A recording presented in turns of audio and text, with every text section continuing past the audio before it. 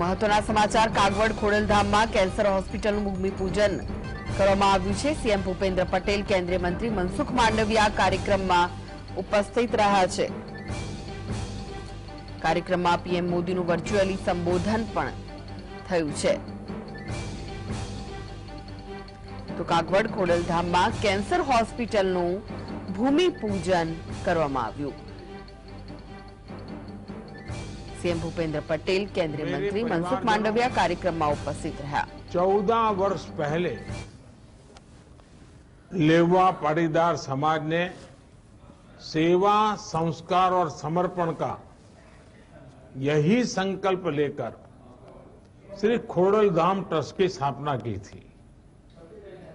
तब से इस ट्रस्ट ने अपने सेवा कार्यों से लाखों लोगों के जीवन को बदलने का काम किया है।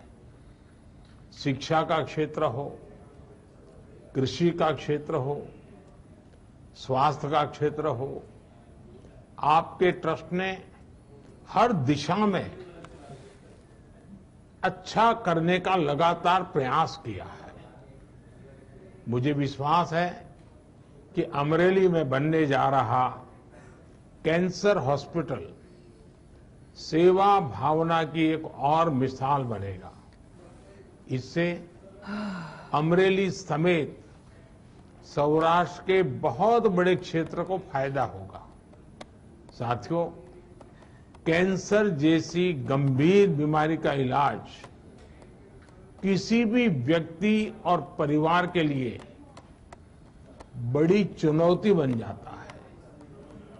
सरकार का प्रयास है कि कैंसर के उपचार में किसी भी मरीज को मुश्किलें न आए। इसी सोच के साथ पिछले 9 साल में देश में करीब 30 नए कैंसर अस्पताल विकसित किए गए हैं। 10 नए कैंसर अस्पताल पर अभी काम चल रहा है।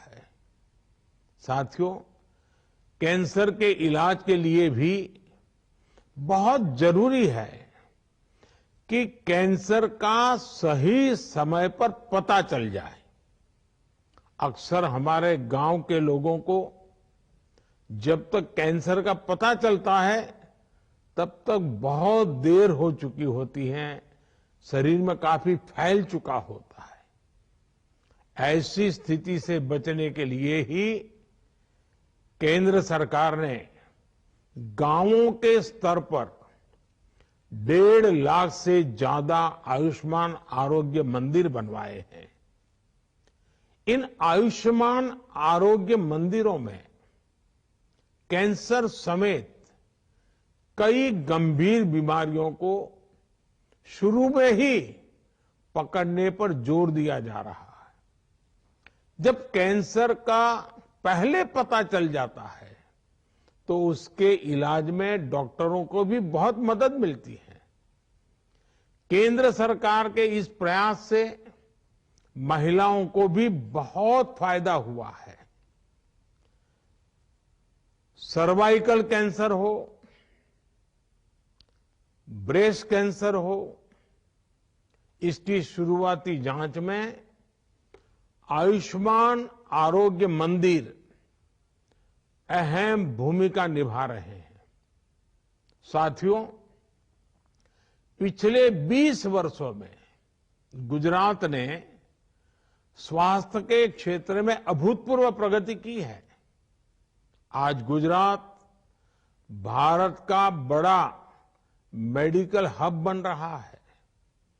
2002 तक गुजरात में सिर्फ 11 मेडिकल कॉलेज थे।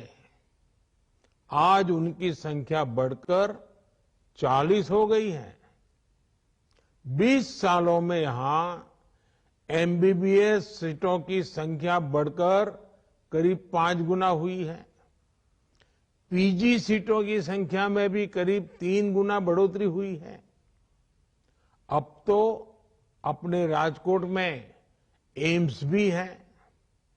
2002 तक गुजरात में सिर्फ 13 फार्मेसी कॉलेज थे, आज उनकी संख्या 100 के आसपास हो गई है। 20 वर्षों में डिप्लोमा फार्मेसी कॉलेजों की संख्या भी 6 से बढ़कर 30 के आसपास पहुंच गई है।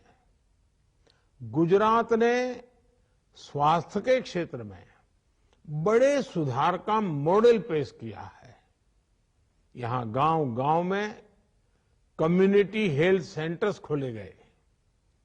आदिवासी और गरीब इलाकों तक स्वास्थ्य सुविधाएं पहुंचाई गई। गुजरात में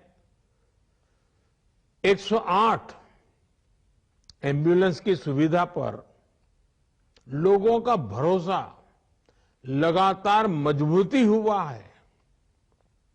मेरे परिवारजनों, देश के विकास के लिए भी आवश्यक है कि देश के लोग स्वस्थ हो, सशक्त हो।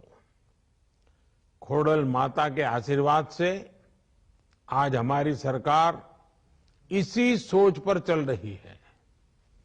गंभीर बीमारी में गरीबों को इलाज की चिंता न करनी पड़े, इसलिए हमने आयुष्मान भारत योजना शुरू की थी।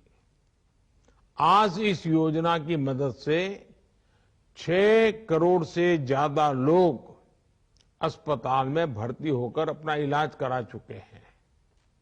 इसमें बड़ी संख्या कैंसर के मरीजों की भी रही है। अगर आयुष्मान भारत योजना ना होती तो इन गरीबों को 1 लाख करोड़ रुपए का खर्च खुद करना पड़ता। हमारी सरकार ने 10,000 जन औषधि केंद्र भी खोले हैं, जहां लोगों को 80% डिस्काउंट पर दवाइयां मिल रही हैं। अब सरकार पीएम जन औषधि केंद्रों की संख्या को बढ़ाकर 25,000 करने जा रही है। सस्ती दवाइयों की वजह से मरीजों के 30,000 करोड़ रुपए खर्च होने से बचे हैं। सरकार ने कैंसर की दवाइयों के दाम भी नियंत्रित किए हैं, जिनका लाभ अनेकों कैंसर मरीजों को हुआ है। साथियों, आप सभी से मेरा इतना पुराना नाता रहा है। मैं जब भी आपके बीच आता हूं, कुछ न कुछ आग्रह करता हूं। आज भी मैं आपके सामने अपने आग्रह दोहराना चाहता हूं। ये एक तरह से मेरे 9 आग्रह हैं, और माता का धाम हो और नवरात्रि की याद आना बहुत स्वाभाविक है, और इसलिए मैं कहता हूं 9 आग्रह हैं। मैं जानता हूं कि आप इनमें से कई क्षेत्रों में पहले से बहुत कुछ कर रहे हैं, लेकिन आपके लिए, आपकी युवा पीढ़ी के लिए मैं ये 9 आग्रह दोहरा रहा हूं।